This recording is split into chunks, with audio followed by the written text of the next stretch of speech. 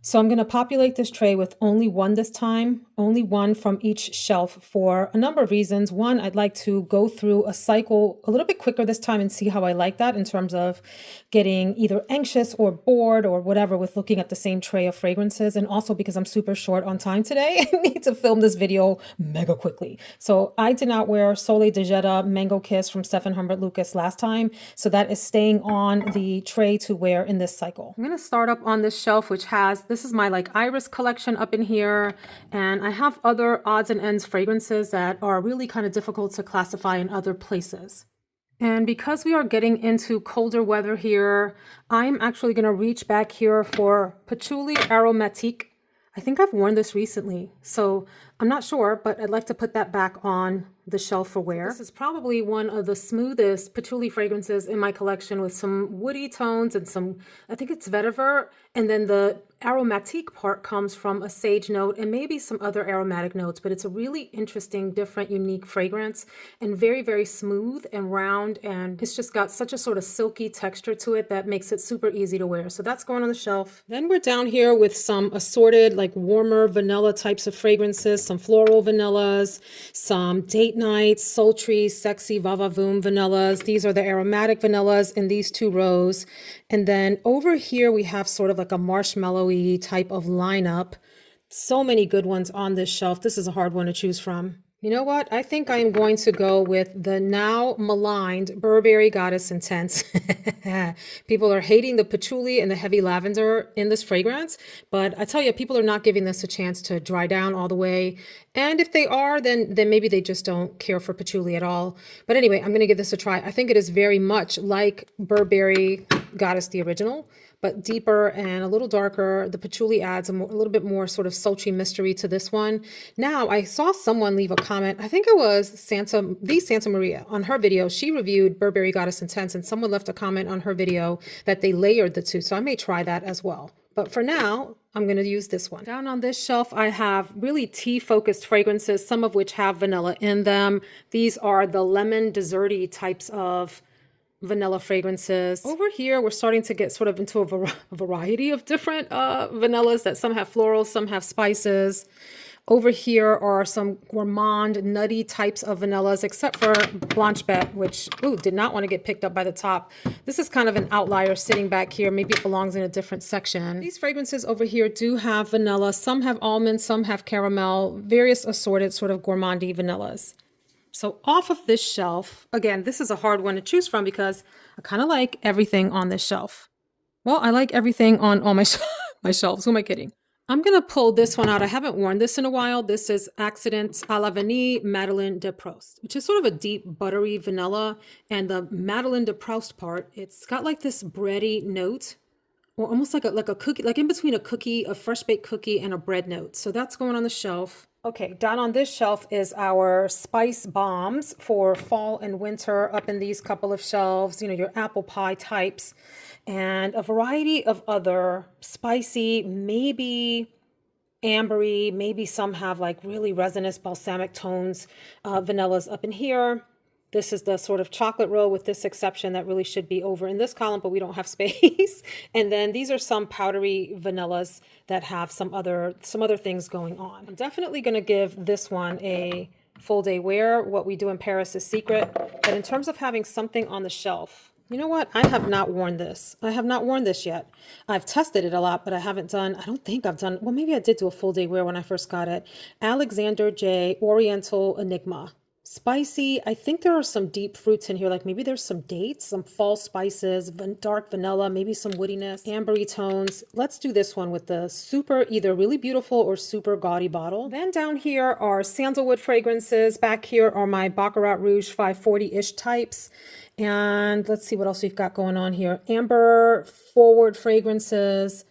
Some more ambery types in here, and then we're starting to get into amber woody territory and also down below in the next shelf. But here, oof, see, I could like live on a shelf like this in the winter months. and only choose from it. Let's give the Eye of Seven Hills a whirl. This is a beautiful fragrance. It's kind of like a combination of, if I remember correctly, yeah, it's like side effect and like touches of oud for greatness and maybe like a little blessed baraka all mixed together. This has both some masculine and feminine tones, but I think most ladies would find this a little masculine, but I think it's absolutely gorgeous. And then down on this shelf, we get into woody territory, some spicy woods, some drier woods, some complex woods. You've got some leathery fragrances in this little arena here. We get over into oudy territory over yonder.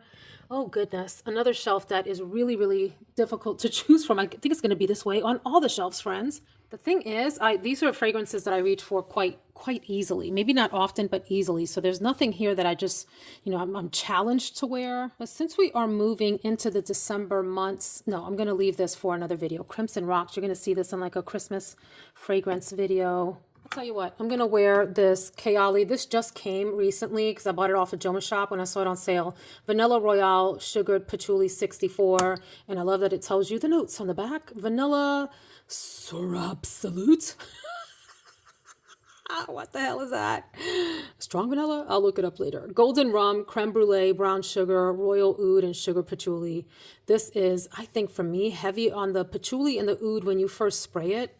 Those actually come through quickly. This is like this fragrance. I remember this being a super rude opening when I tried it. And it does settle down into this sugary vanilla with some depth from those other notes. The booziness and the oud and the patchouli and some creaminess. But let's give this a full run. We're up here with the citrus fragrances, my summer tropical floral types of fragrances. And then over there are coconutty fragrances in the corner. And then your beachy types here. And really maybe none of these are great for, well, excuse me, this whole section here with the luscious tropical florals are really actually fabulous for winter months as well as some citruses, y'all. Citruses can really, if they have something that has some good base to it, like a nice vanilla or a nice amber in it, or maybe some woodiness, they can be really great for winter too. So don't sleep on citrus for the winter months. But I think I'm drawn to this middle category here. You are out of place. You go over there. I feel like I should probably give Healy another run here in the colder weather. But should I wear mellow musks from Myths over there? Have y'all tried that?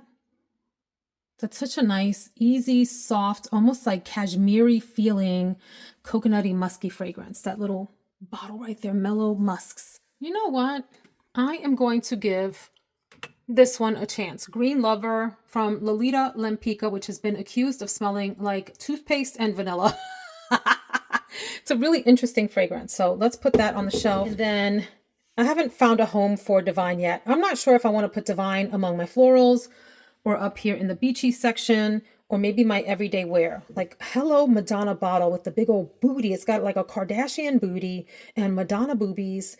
I'm feeling this weird looking Art Deco / 1980s, also OO Kardashians disaster here. I'm loving that. Okay, but this is a big shelf with a lot of beautiful fragrances. Musky florals over here, roses back in there. I have a row, well actually this is part of that row, but it doesn't fit, of the sort of honeyed florals in there. These are fruity florals starting here, going all the way to the back over there. And then this entire section is all florals, mostly, well, I think they're all white florals. Yeah, and I have them lined up with like by type. So there's like a jasmine section, there's a tuberose section, there's an everything else section. I think I have a little magnolia section. And then over here are my undefinables. Those that shall not be named nor categorized. These are like, you will not put baby in the corner fragrances. They have a lot of body yaddy to them. They've got a lot of musk and a lot of strong florals, and you will not put them in the corner. That will not happen. What have I not worn in a while that would like some playtime here? So many beauties, so little skin, so little time. I think I am going to go for L'Interdit Rouge. L'Interdit Rouge from Givenchy. Y'all, remember I had a bottle that I got as a tester and it didn't have a cap. It had a little wooden cap on it. Well, I ended up giving that away and I went on and just purchased another one that had an actual cap on it. So I feel so much better. Anyway, That's the challenge with buying testers. You may save a little bit of money, but if it doesn't say that it comes with a cap, like explicitly, you're risking things, y'all. You're taking big risks. So anyway, this is a pretty spicy, sexy tuberose fragrance. Okay, you too, come with me. Okay, and then back in my everyday fragrance shelf, these are just really easy wearing fragrances that I know I could reach for and not have any problems with. It doesn't matter what mood I'm in, they're always going to work and be appropriate. And I feel like they're all putting their hand up like, pick me, choose me, love me. I haven't worn this in a bit, and I've actually been thinking about it. Think about it. There must be higher love. That's not how the song goes. Making up words. This has citrus. I think it's a mandarin note, in fact. And I want to say there was maybe peony and rose in the middle. And then there's a vanilla muskiness in the base. And this shoe is precious. Precious.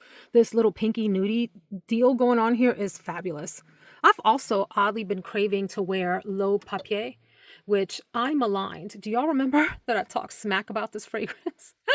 Because it was hard to smell on me, and I thought that it was just okay, and it was getting all this hype. But it is a really cute number. But we're going to go with Good Girl Blush. Now I'm over here in the filming room, and you guys, I've just been lazy and not put these on my shelves, mostly because it means that I have to declutter some others. Because as you see, there just is not room for anything else on those shelves. So when I start to bring these on, that means that at least this many fragrances or close to it have to go off.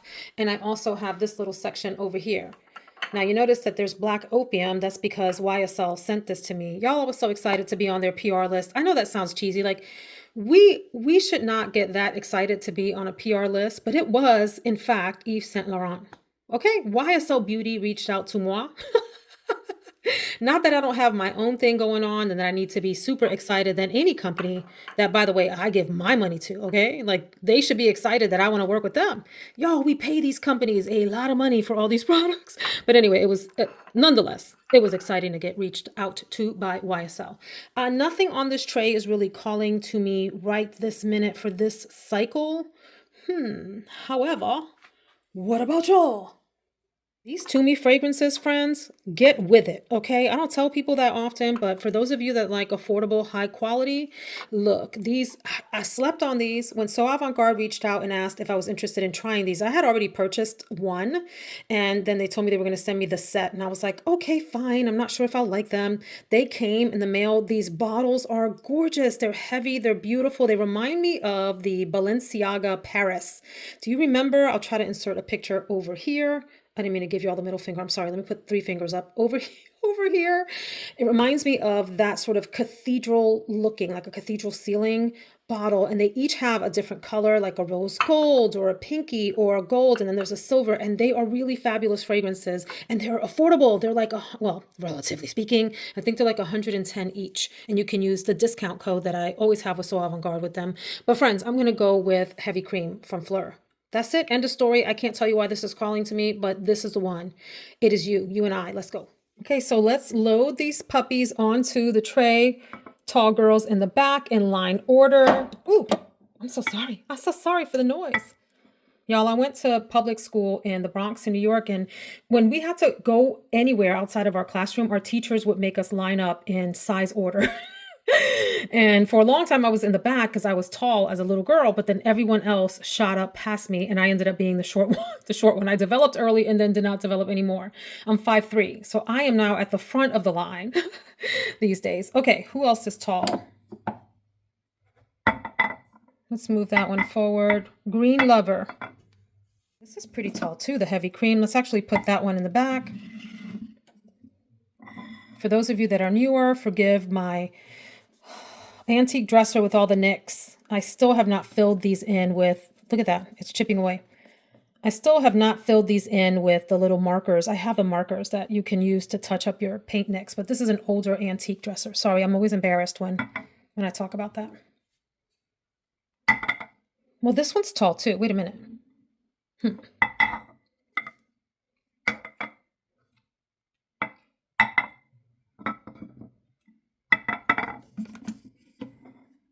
Okay.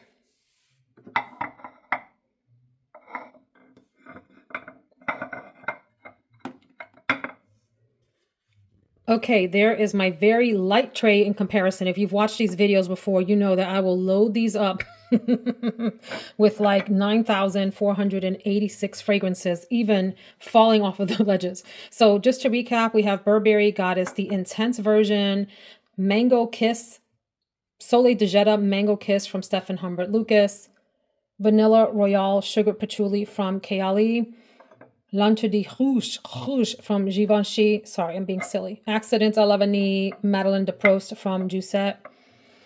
Eye of Seven Hills from Alhambra. Good Girl Blush from Carolina Herrera. Heavy Cream from Fleur. Patchouli Aromatique from Maison Lancôme. Lolita Lempicka, Green Lover, and Alexander J. Oriental Enigma. What do y'all think of this? Hopefully it won't take me more than like a week and a half to go through this, and then I can maybe rotate these out. Of course, I'll wear other things in between here and there. Maybe it'll take me 2 weeks to rotate through these by the time I work in other fragrances that I'm interested in wearing. Thanks so much for hanging out with me for this quicker video. Y'all take care. See you in the next one. Bye.